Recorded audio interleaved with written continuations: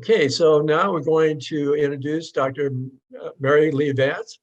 Dr. Vance is the director of CSUS Services for Students with Disabilities and has held multiple administrative roles at several different four-year colleges. She's also the lead author of Beyond Americans with Disability Act, and she will address the intersection of race, disability, civil rights, and the reason why disability is a normal, positive, and natural form of human diversity. Okay, Dr. Vance, it's all yours. Thank you very much. I'm going to screen share, so wait with me for one moment as I do some adjustments here. Okay. Thank you so much. So here we are. I want to talk to you today about disability rights or civil rights. We oftentimes don't think about disability rights as being civil rights. And this is an important phrase to remember. It's been a hard-earned right, and it's a right that anyone that has a disability needs to understand that this is the right to have, and that it is a basic human right. As a campus that is on land that at one time was used and occupied by Indigenous people, we always put in this particular slide to thank the people who contributed to the ground that we are on right now, and we are wanting to make sure we express appreciation to the roots and the heritage of where we are currently sitting. I'll start this slide presentation by talking a little bit about my background.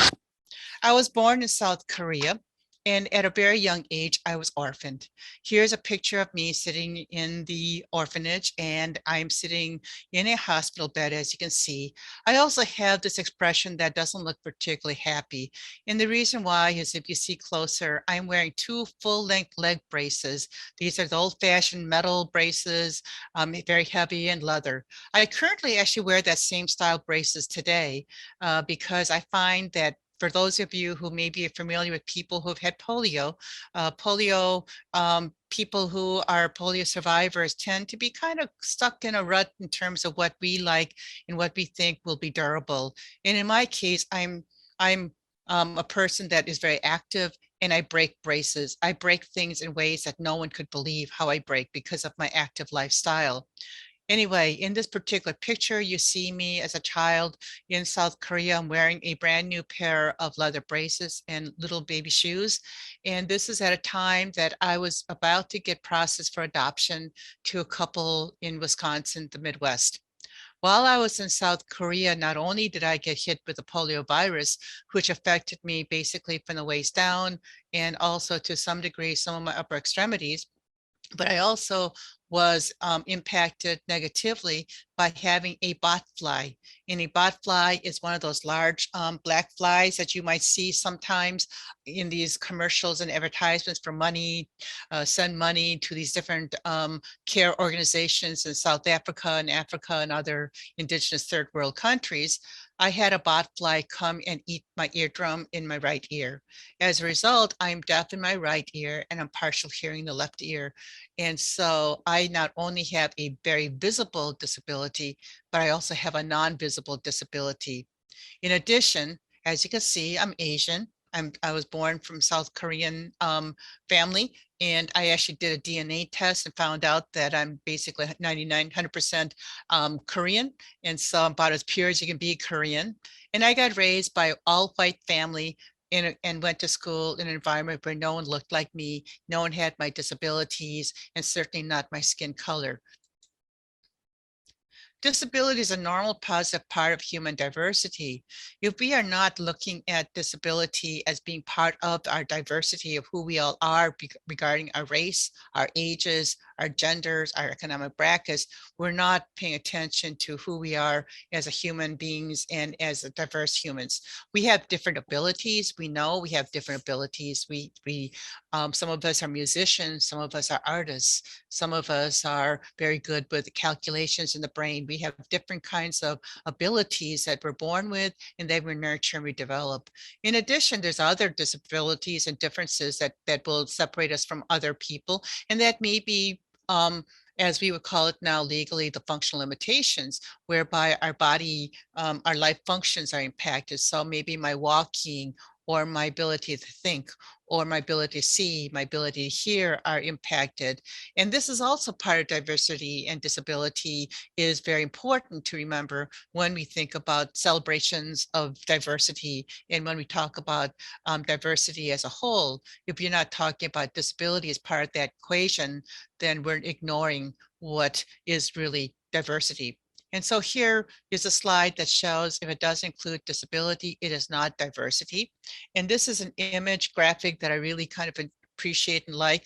We created this as a visual reminder of the fact that disability is not just something that occurs to one population, one race. It impacts people of all different sexual orientations.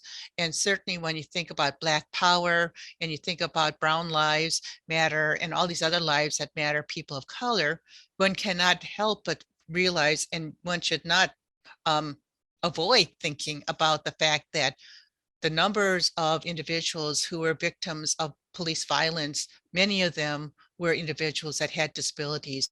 They were individuals that had asthma. They were individuals that had mental cognition or intellectual disabilities. They were ones who had other kinds of disabilities that we only learned about after the person had been brutalized and had died as a result of the violence.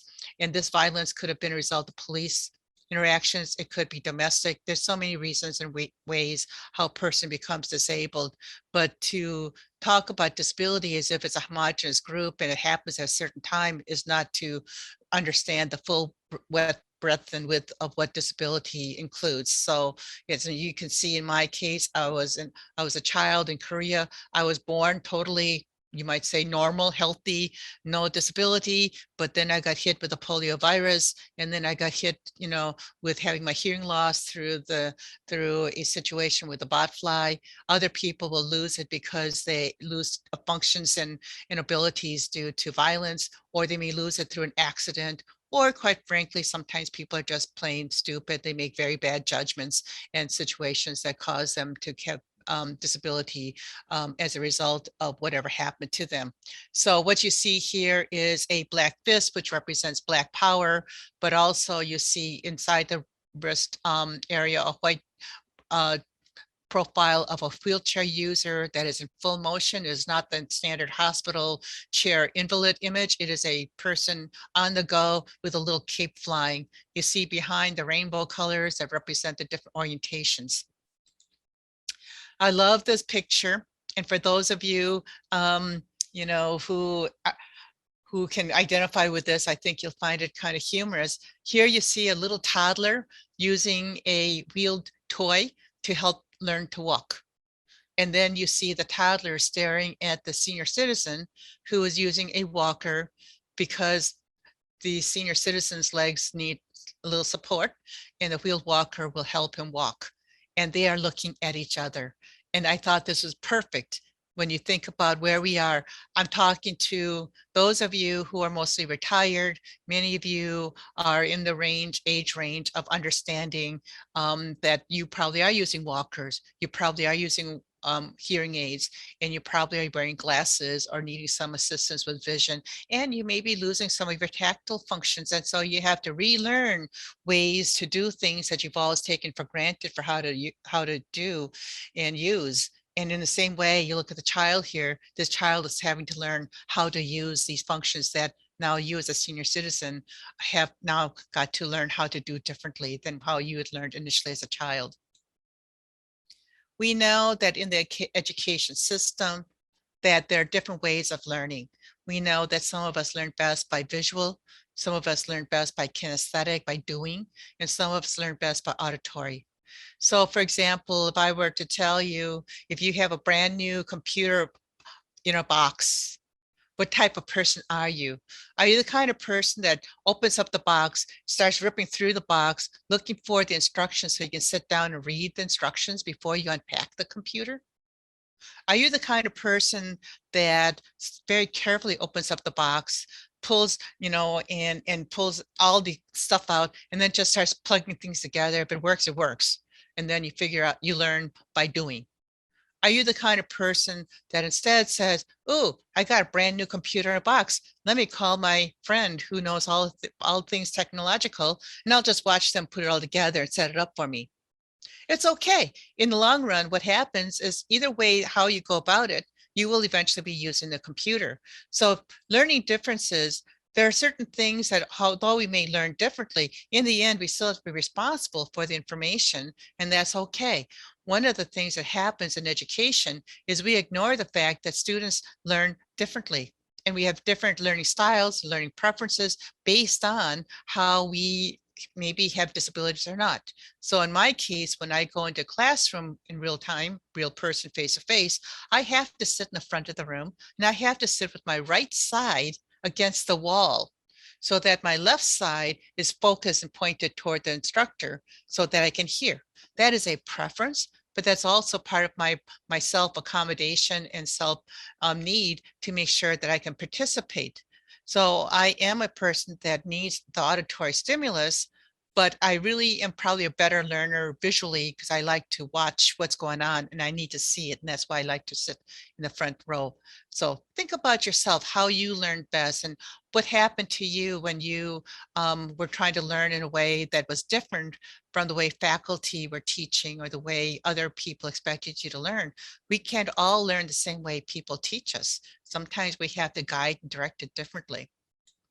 So what happened is that we know that these are the basic laws, and I'm going to go over them a little bit more in a bit. But these laws recognize that people do learn differently. These laws also recognize that there was a need to protect individuals who had to learn differently, who had to do things differently. Because if there weren't such laws, then there wouldn't be equal access, and there would be whole populations, whole huge numbers of people who would never be able to take advantage of education, which was what Section 504 was about, and that was 1973. In 1990 was when ADA became law and was regulated. And so these are two laws specifically that deal with the rights of individuals with disabilities. Section 504, mostly about education, but Title II was all the other rights, which included employment, transportation, technology, etc. So back in 1964, Rosa Parks was sitting in the bus and she got, into trouble because she wanted to sit in the front of the bus and that was not allowable. And so here we see that a picture of Rosa Parks sitting in the front of the bus, and we see someone in the back who may be a marshal, a customer, I don't know, but the picture is showing you a symbol, a quiet symbol of protest, a protest that occurred because this individual in particular was setting in motion the push for the right to be able to sit anywhere in the bus and not have segregation on the bus. In the other picture, you see people that are using wheelchairs and scooters, and you're not seeing this, but they're all chained to the front of the Greyhound bus. They're all chained together and they're chained to the bumper of the bus. Why is that? That is because the bus is not accessible. So while Rosa Parks was protesting and the civil rights movement in 1964 was protesting the right to sit where they wanted to on the bus, there was a huge population of individuals that had disabilities that couldn't even get on the bus because there was no mandate that the buses had to have a ramp, that they had to have any kind of access for anybody in a wheelchair or scooter. And I'll be honest, I use a scooter, and you probably see that in my profile picture. I use a scooter, and in the picture you see the little one, which is my portable, but I have a larger scooter that I use on campus every day, and that's my workhorse. It's 160 pounds. It has two batteries, each one is 25 pounds, so it's a big monster. And when that scooter, it weighs 160 pounds, like I said, so it's not lightweight. And so when I need to get on a bus, as you can well imagine, it's oblong. It's not round and square shaped like a wheelchair. It's long. So picture a bus, if you can remember ever being on a bus, if you have ridden them, or just picture trying to go up the ramp of a bus, very steep access, and then turning very sharply by the place where you put in your ticket or cash, and then somehow making a very flat turn and doing parallel parking on a crowded bus to line up against the side of the bus. Picture doing that with a long scooter and also with a bus that's full of people giving you dirty looks because you're telling them they have to move over and they're worried about their toes and they're worried about everything about themselves. So what that means is a bus driver could come along and see me sitting there at the bus stop in my scooter, look at the back of the bus and see that the bus is kind of full and they don't have to pick me up. And that means that I could be sitting there not only waiting for that bus to pass me by, but I might be waiting for the next bus. And the next bus might be full. And I could be sitting there for a long time. So even today, in 2021, we still do not have the equal access on public transportation. Now, in the Bay Area, where I did live for several years in El Cerrito and worked at Berkeley, I was able to ride the BART. And the BART, of course, was very different rules. And so when I would be waiting for the train to come and the train door opened, I knew, and everyone on the train knew, that once I went in, if I entered in, they all had to part. And all they had to do is make a nonverbal gesture against the side of the train, and they would part and they would move over, and I would be on the train. I never had a problem with that train, with the BART system getting a ride. But with the public bus system and a bus, I do. If you're familiar with the paired transit system, that is a very archaic model. And that model requires me to make a reservation. And if I am late or not available at the right time, and that happens X number of times, maybe 3 times, I could lose my privilege to be picked up by them. Well, then if I lose my privilege to be picked up by them, that means I may not be able to get to a doctor's appointment, go do whatever I need to do to live my life and to be monitoring my health, etc. This can be very problematic. Equal access is important. I am working full time. I pay taxes. I should be able to have access to public transportation, public access to anything like everybody else. That is equal access. But in 1964, this was not the reality. This was not the expectation. This was not the law. There was no protections. In 1973, the 1973 Rehabilitation Act was made into law. Problem with 1973 Section 504 was that it was not regulated. Regulations are the accountability measures. This is what makes something have teeth. So if you have a policy, but there's no consequences, no negative consequences, then what's the point, right? So we had a policy, a law said that, in the public school system, children who had disabilities should be able to have access to the guide dogs, should have access to audio recording, should have access to the education.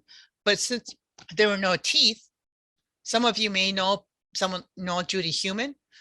Judy Heumann is a chair user and also polio survivor. But when Judy wanted to go to public school, she was told she could not because they considered her wheelchair to be a fire hazard. And so this was before the 1973 Rehabilitation Act. This is how public education was treated, and students who were different, people who had, you can go back and look at the stories and see stories by people who had no arms and they were being told you can't come to school because you'll scare all other kids. So many reasons for why people who are different could not access public education. And yes, Section 504 was basically saying these children have a right to public education.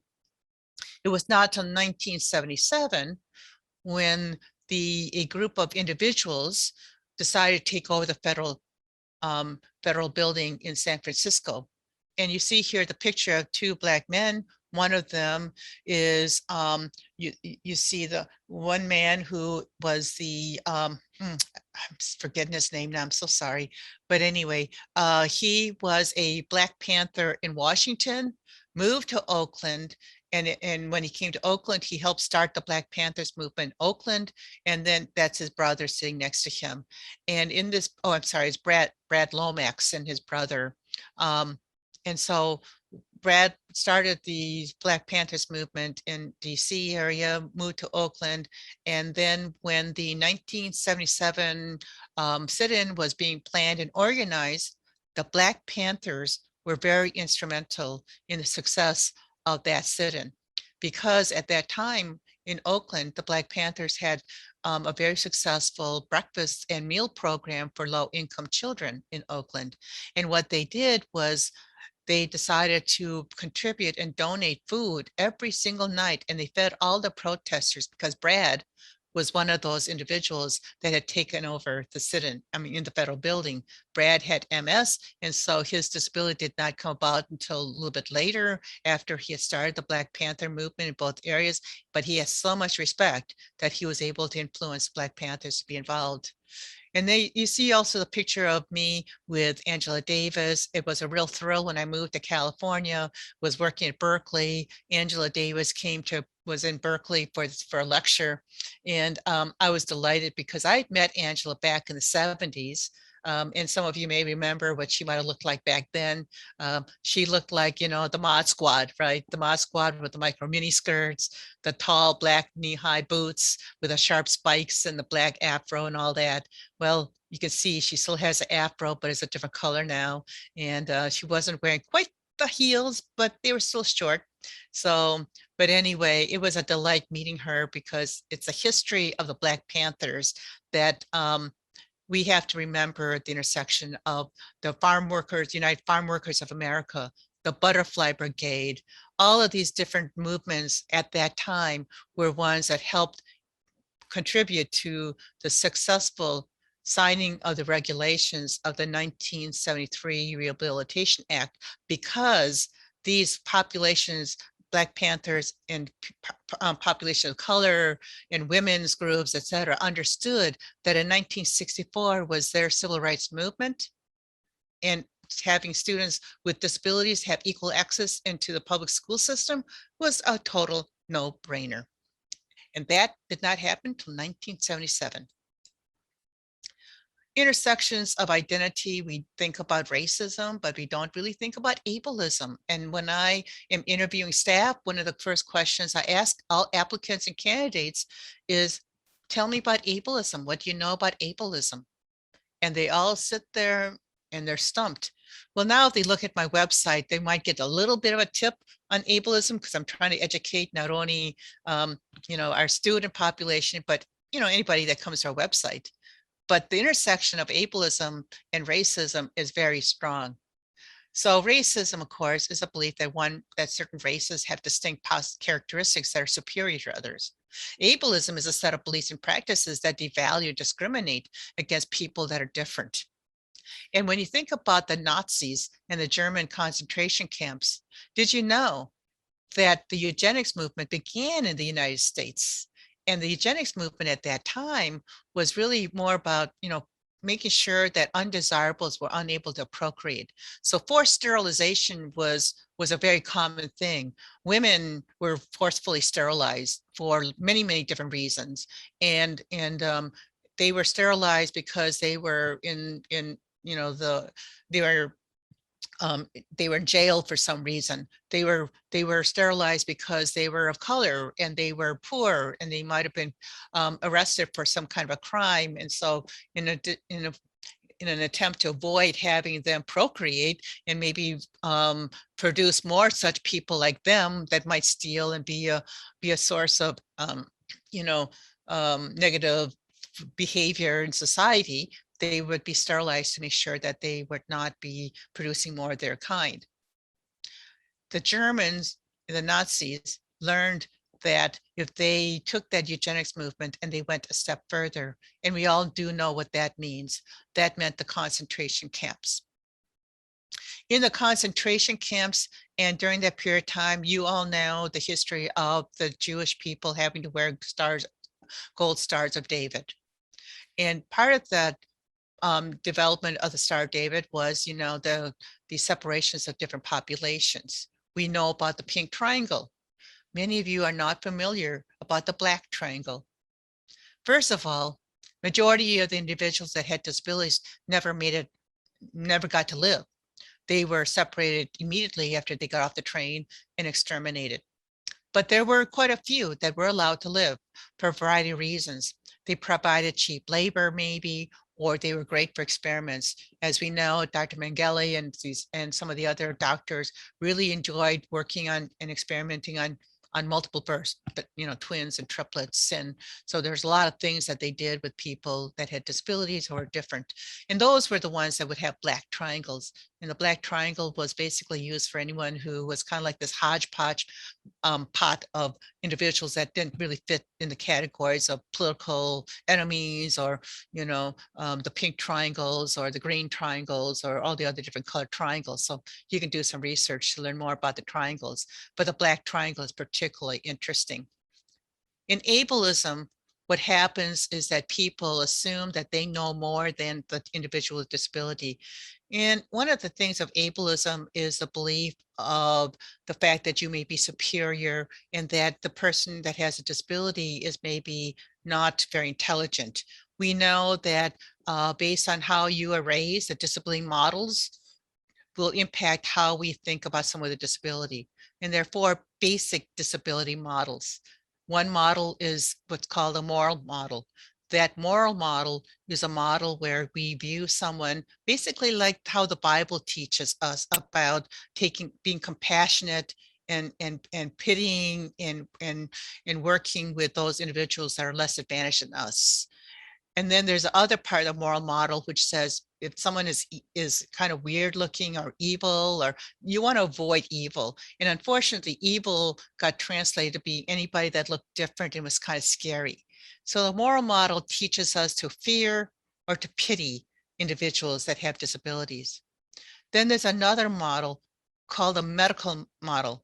In that model, we know that unlike the moral model, it's not God's punishment. It's not, something your family did. That's reason why you have this kind of disability or handicap, whatever. But we know that medically, something may have happened while you were born this way or you became this way. And so with treatment and therapy and medications, you might become normal and whole.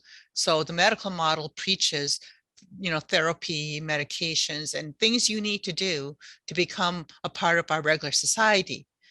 Both the medical model and the moral model expect the individuals with a disability to conform to society and to conform to what exists in society. And the individual that has a disability has no say in how society views them.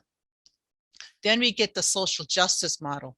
And the social justice model says you have a right, a legal right to accommodations. You have a disability that is considered a functional limitation, and you have a right to have equal access in our society, in our education system, and everywhere else in society. This is the social justice model. It does say that if you have a disability, you need to provide documentation and you need to go through a process of being qualified to be considered an individual with a disability. And then there's a 4th model, which is a model that I am pushing our campus, Sac State, to go toward, that I'm working with other like-minded individuals to make happen. And that is, we think in terms of universal design. If we know that a particular area has a need for a curb cut, don't just put out a ramp for me only and then take it up. I cannot believe the number of times I've been in places where I've had to witness a temporary ramp being constructed just because someone like me came in. I remember going to a conference and being witness to the hotel, a resort, putting out a temporary wooden ramp for our conference group. And then when the conference group was ending on the day that it ended, they took up the ramp. Did you know that FDR, when he was president, of course, was in a wheelchair and he could not walk? He'd been impacted by polio prior to becoming elected as president. The media had a gentleman's agreement with him not to show him, obviously looking like an invalid. But what you saw him doing was trying to look like he was able-bodied. And they had to set up warming houses for him along parade routes so he could stop off and get warmed up on the parade routes, because he would get so cold and his paralysis would, his body would be just not able to continue on the route. And they would set up the areas where he could take rest breaks.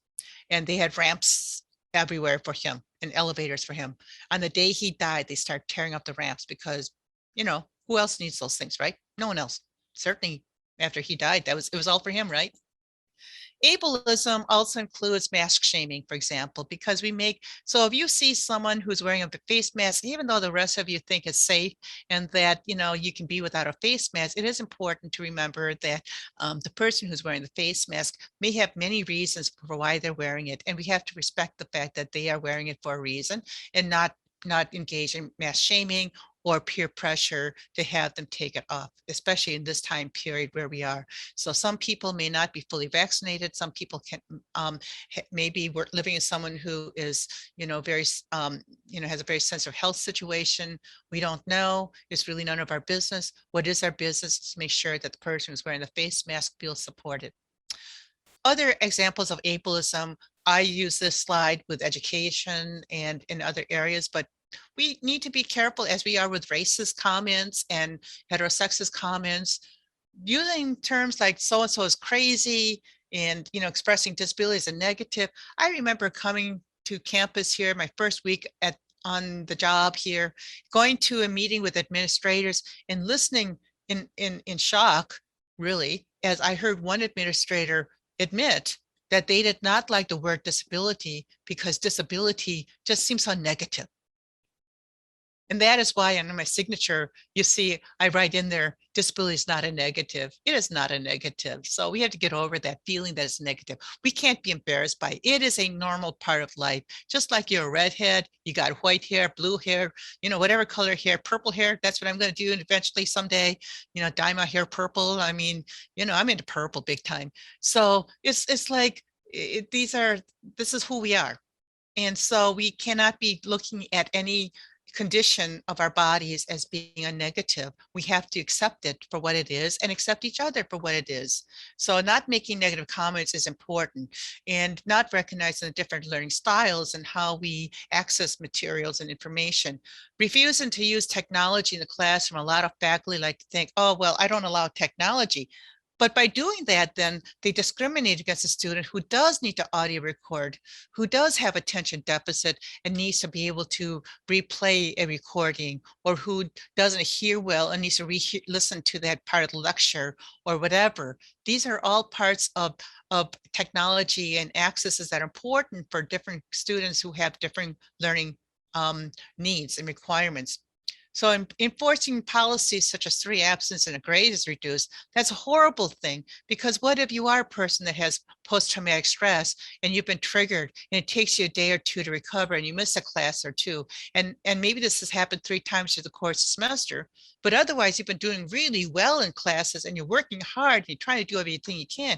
What if you're a veteran and you had a post-traumatic stress situation and this has happened to you maybe 3 times, but the faculty member has a rule that 3 absences and your grade goes down 1. Now you're being penalized for something that you have actually really no control over, and you're otherwise doing really well, and it's just an arbitrary deduction, and it's not really based on your actual performance because you're doing well otherwise. You just had 3 absences, right? So these are just some of the things that I push and fight for on our campus, to make sure that faculty understand the distinctions and the need to be accessible to our students so that we are not actively discriminating against them. Obviously, showing movies with captioning, I think a lot of you are probably losing your hearing. I mean, I lost my hearing way early, but as we age, hearing is one of those things that happens, right? We start losing it. So I would guess that a lot of you, when you have the opportunity to see captioning, really probably welcome that. I do, and I love watching. In fact, I will oftentimes watch a movie totally in caption rather than listening to it, because I just appreciate better reading it than I do listening to it sometimes. Language, we've all been raised to believe that language, people first, is important, and you don't want to say disability, like disabled person. You want to say the person with a disability, and this is something that you need to be aware is something that could be considered ableistic, because, for example, in my case, I have a very visible disability. So for you to think I'm a person with a disability would actually be incorrect in my case. Not for everyone, but my case. Reason being is because I want you to understand I am a disabled person. I am disabled because it's my scooter that gets faced with barriers. And so I want you to know that my scooter is a very important part of my identity. And if a meeting is being scheduled in a place I cannot physically access, now I've been disabled. And so for those of you who are into the English language and love to, think about different ways to think about vocabulary, I oftentimes try to tell people I have a disability, but it's not disabling unless I've been disabled by poor planning. And so that means the poor planning could be because the planners and organizers did not plan ahead and make the environment accessible to me by providing microphones for people to speak into, or by providing equal access physically. Or it might be my own poor bad planning because I forgot to charge my scooter and now I can't go where I want to go because I'm out of juice, right? So poor planning belongs to everybody. We all have to plan ahead. In other words, so people first, it's kind of like pronouns. Each person who has a disability has to come to terms with how they want to identify. It is not for me to tell you that it's right or wrong, but it is for me to tell you that I prefer to be considered a disabled first, not person first. So that is a DFL, disability first language. In 1990, we had people who were crawling up the steps of the Capitol to illustrate the fact that there was a need for the ADA to be signed into law. I told you about the 1977 the 1977 sit-in, and during that time, we were fortunate to get Section 504 regulated, but that was not the civil rights movement for disabled individuals. 1990 ADA was. It was as a result of this Capitol crawl and major activity from many parties, again, Black Panthers and everybody else in the world, and certainly in the nation, fighting together to make sure that in 1990, President Bush Sr. signed into law the 1990 ADA. That was our human rights, our disability rights law. Ironically, interestingly enough, you see another picture, George Bush Sr., nearly 20 years later, he is sitting there with President Clinton, and at their feet is President Bush's dog, Sully, named after the pilot who landed in the Hudson Bay, and every passenger survived. Sully apparently is a military dog, was trained by the military, and apparently is so intelligent, he came with like multiple pages of instructions and commands that he was able to follow. It was reported that he was so intelligent that he could go, that even though he could not make a martini, he knew who could. So that's all George Bush Sr. had to say is something like, Sully, go get me a martini. And Sully knew to go find someone that would be able to do that. But here is the man who signed into law the ADA, 1990 ADA, and who ultimately benefited from that same law. The two historical human rights laws, Civil Rights Law, as we know, 1964, and in 1990 was a disability civil rights law. Look at how many years passed from that time. And now think about what I told you earlier about me, the year 2021, and I'm still trying to get on the bus. We still got a long ways to go. We're not anywhere near. Universal design, as I started mentioning, was a fourth model, disability model. We had the medical model, the moral model, the social justice model. Universal design says, why build a building that's not accessible to everybody? Build a building that everyone can access. Why build a curriculum that only some people can access? Build a curriculum that as many people as possible can access. It won't be perfect, but at least it'll be more accessible than just arbitrarily, capriciously cutting out people who can't hear, people who can't see, people who can't do certain things. Think about what might be the barriers to the curriculum or whatever, and trying to plan ahead. So approaches to instruction, we have accommodation, which is historically what we would try to do one by one, work with each person and try to make accessible for that person. And universal design says, well, let's try to make sure that the lecture on Zoom is accessible to everybody so everyone can see it, right? Everybody can hear it, everybody can play it back. Let's try to give everybody the slides so that they can study it later. I have given you the slides so you can have access to those slides. I want you to look at them, share them, memorize them, ask me questions about anything. Please ask me questions on any of that. I welcome it. Universal design. When I first started Sac State, I saw the president up there on the stage talking, and behind him was this huge screen with nothing on it. I'm in the back of the room and I can't hear. I see the sign language interpreter up front, but I don't know sign. This was not helping me. So I went to the coordinator of the event and I said, you know, this large screen behind the president is totally wasted. There should be captioning up there. And ever since then, whenever the president speaks, as you can see, there is a large screen. He is profiled in large, larger than life. There's captioning up there, and that down below you can see him talking, and you can see the interpreter over there to the side. These are questions I ask faculty think about when they're developing their curriculum. These are also questions that organizers of events can ask themselves too. What do you want people to be able to do? What lasting impact do you want them to have? On the left, you see most frequent accommodation requests. These are accommodation requests that faculty own. They can do this in their classrooms. They don't need to come. They don't need to have the students come to us. We should not have to be telling students to register with us so they can have PowerPoint slides, or they can have assignment extensions, or they can have visual descriptions on videos, or have caption, or have alt format, have books in electronic format. These are things that faculty actually can organize and plan and do on their own. Then there are things that we do that we are the only ones that really should do. And that is providing captioning, ASL, a lab assistance, classroom assistance, all sorts of other kinds of trainings. We can do that. And so basically what we're doing SSWD, my office, is we're moving away from just being accommodations based and trying to be more educators, because there always will be students new to disability, and there always will be faculty new to disability, and there will always be staff new to disability. So we become the educators, the middle people, rather than just the gatekeepers for whether or not you qualify for an accommodation. So universal design benefits everybody. And even though students who are pregnant, students who are left-handed, students who are of size, even though they don't have a disability, universal design helps them as well. So if we have tables and chairs, then people of all sizes are able to have equal access, including the chair users.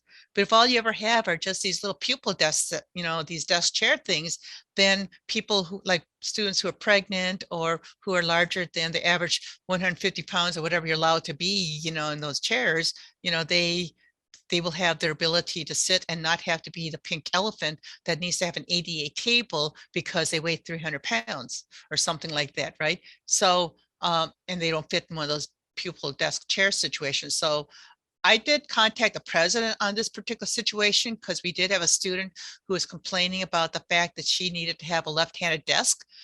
She was in a classroom, all they had were right-handed desks. She said, I need a left-handed desk. The president contacted me. I did not tell him, by the way, that's not a disability, but I did say to him, I would make sure that we could get the table arrangement, the right desk arrangement for the student. And then I made a comment about how, well, this is just an example of why UD and tables and chairs are so needed in classrooms rather than have these right-handed desks. And he totally agreed. He says, remind me about this. So that's the kind of president we have on this campus. I'm so proud to be here at Sac State. He is, of all presidents, all administrations, it is the best environment to be in for having a campus that is sensitive to disability rights and for accessibility. This is what we do in our office. We have an online portal, online system for how students can register with us. We have the ability to have them do everything online. We do Zoom intakes online. We are also able to meet with them in person, but we are choosing not to out of caution with COVID right now. As you know, we're in the hybrid mode, and next spring, we're probably going to try and go back to being as much brick and mortar as we can, because that is what this campus is a brick and mortar campus, and that's how we've been accredited. So, but in the meantime, though, we have been working during the pandemic to develop all these online resources because that's how we had to do business. Plus, also, I'll tell you, we got this huge row of filing cabinets with shelves, of hard copy files, and I desperately want to get away from them. I want to get those out of my office. Okay, so here is the ADA Title III on direct threat. I'm just sharing this with you just so you have the terminology and language, because when people talk about face masks, they like to say things like, well, it's my right to not have to wear a face mask. You can't tell me what to do. You can't tell me I have to wear a face mask because I have a right as a person with a disability. I have to blah, blah, blah. This is the law that says in Title 3 of the 1990 ADA that if you pose a direct threat to the health and safety of others, your ADA rights are nullified in favor of the health and safety of all others.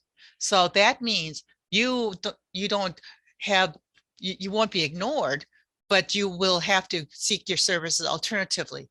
And this is something that a lot of these anti-maskers really, really fight against, is because they want to be able to walk into any grocery store without a mask on, or any restaurant without a mask on, and insist that that's their right. That is not their right.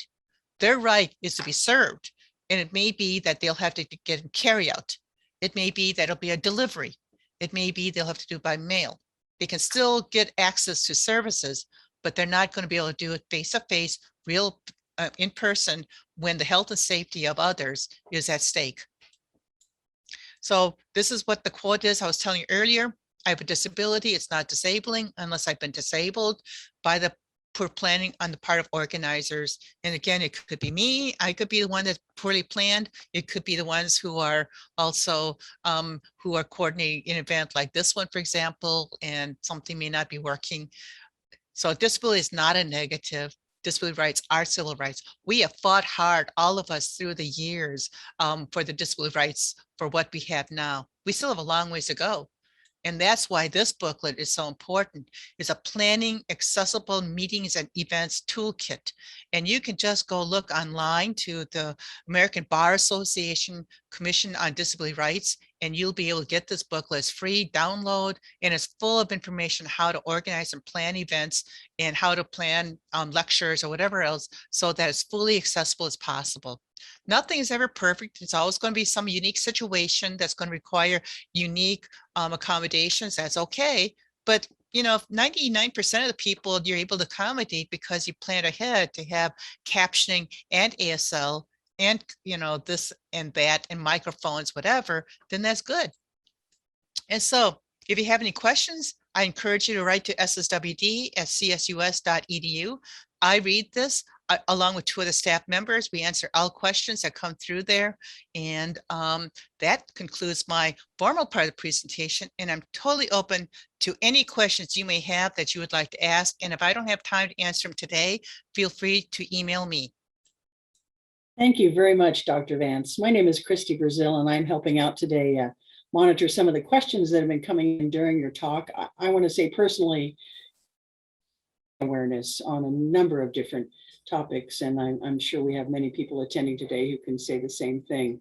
A couple of people asked about some of the acronyms that you use. To be clear, Sure. What is SSW?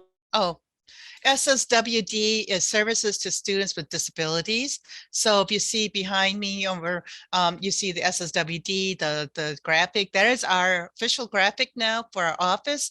And you'll see that it is a triangle shape. And at the very tip, you see the little indicator of the black triangle, and the wheelchair person in full motion breaking barriers, breaking through the triangle. And the wheelchair symbol, the wheelchair wheel, is actually a sunflower, which is now known in the UK and growing in the United States as a symbol representative of the non-visible disabilities. Wow, that's great. Thank you so much. That's watching for that one. And of course, the colors behind me then are the colors of the rainbow, right? So it's kind of this color spectrum. You got it. Okay. Someone else asked, what are QID people? Oh, I'm so sorry. I apologize for using all these acronyms. Thank you so much for asking those clarifying questions. QID is a legal term in the ADA for qualified individual with a disability. And so that means just because you say you have a disability doesn't mean you're necessarily qualified. So students can come on in and they can say, oh, I want to have double time, but yet their disability may not have a nexus, have a direct connection to the accommodation that they're requesting. And that's the same thing with what happens with underneath the law. So when you start looking at OCR, Office of Civil Rights, legal cases, the question always is, number one, is this person a QID? Are they qualified individual with disability? And does this case have a legal claim as this person is seeking. Very good. Thank you very much. We only have about 4 or 5 minutes left here. I wanted to ask you, because clearly we still live in an ableism culture. What do you credit for your ability moving beyond your initial so-called limitations, quote unquote, to the kind of professional position, degree, and job that you hold today? You are incredible. Well, one of the things I've told people is that growing up in Wisconsin, you either learn to ice fish and drink beer, or you do things like read and write. And I was always a bookworm, so I read a lot. And then I started writing a lot. So then that goes into getting the longest choo-choo train. The more books you read, the more little cabooses got added to your little train in the classroom. If you can all remember what those days were like. That was me. And so education was just something that I kept pursuing. But, that's another whole presentation later on about my educational path, because I will tell you that my early years, I was not very bright. I was considered actually mentally retarded. I have documentation that shows that in Korea, they thought I was mentally retarded. Also, I think I indicated in my bio that when I tried to apply to college, I only had a 19 ACT. A 19 ACT composite is like, you're not eligible to be admitted to college, and you certainly have no potential for succeeding.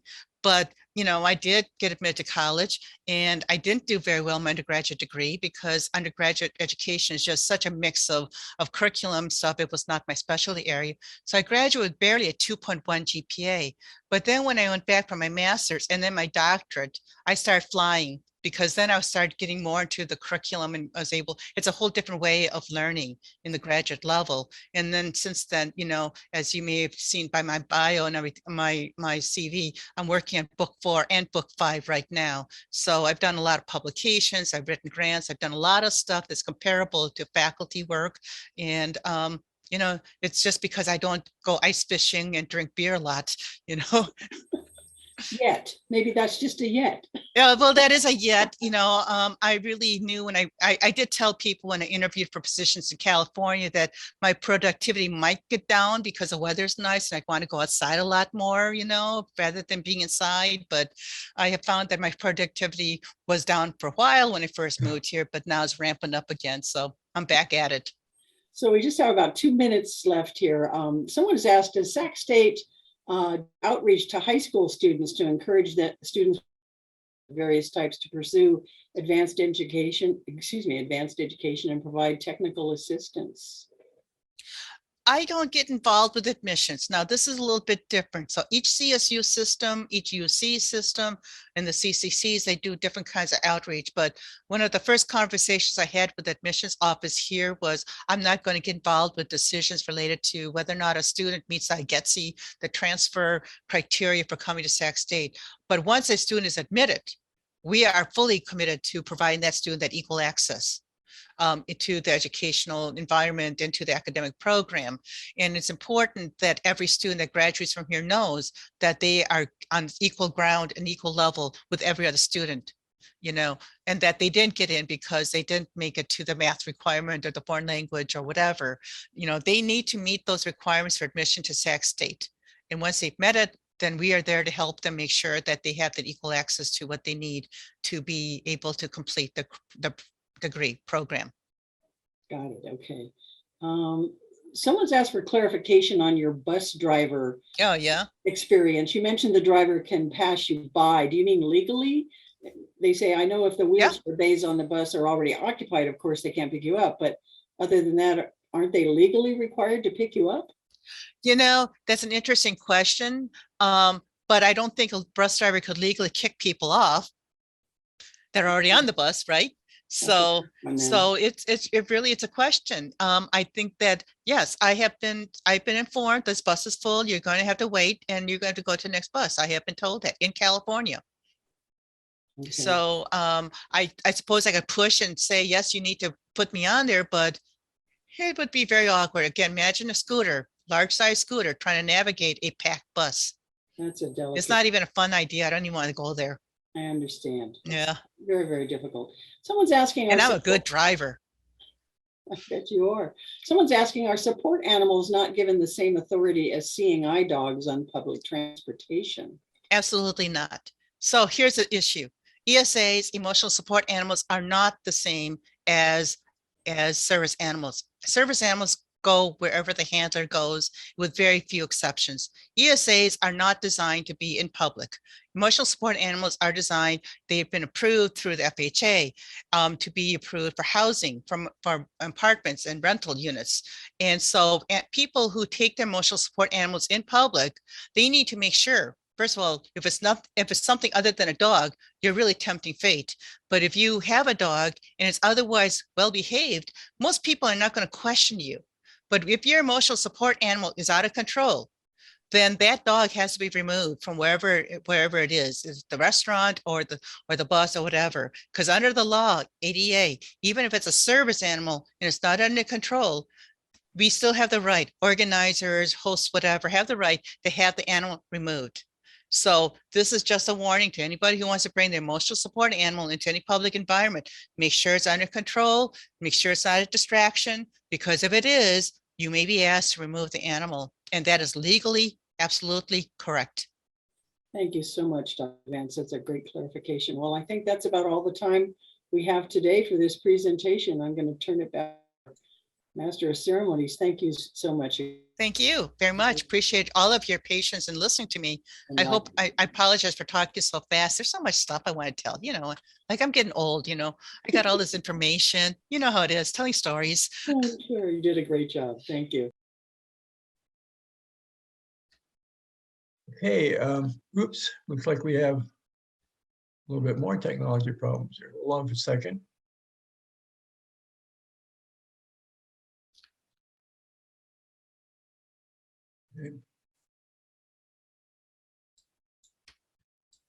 Okay, there we go. Okay, so we'd like to thank you, Dr. Vance. That was a great presentation.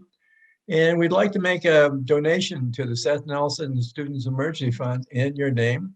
And along with that, we'd like to offer you a year honorary membership in the Renaissance Society. So you can, I think you already know we have offer quite a few courses, and because hopefully really we can see exciting. you. Yeah. Okay, so looking forward to seeing you in the next year or so. Okay, Yep. so today's presentation, as we indicated, is on YouTube, or will be on YouTube within a day or so. So just go to the Renaissance Society Forum channel. Make sure you put the channel part in there. And this is the beginning of the month, so we usually put in a little blurb here about the food pantry. As Dr. Vance would probably tell you, there's a lot of kids that are going to school at Sac State that are on the very edge of their budgets, and so we'd like to help them out. And if you would like to help them out, you can go to this website and maybe make a donation, and we would appreciate it. Okay. And this coming next week, on next Friday, we're going to have Pat Kushida. Pat is the AAPI, which stands for American Asian.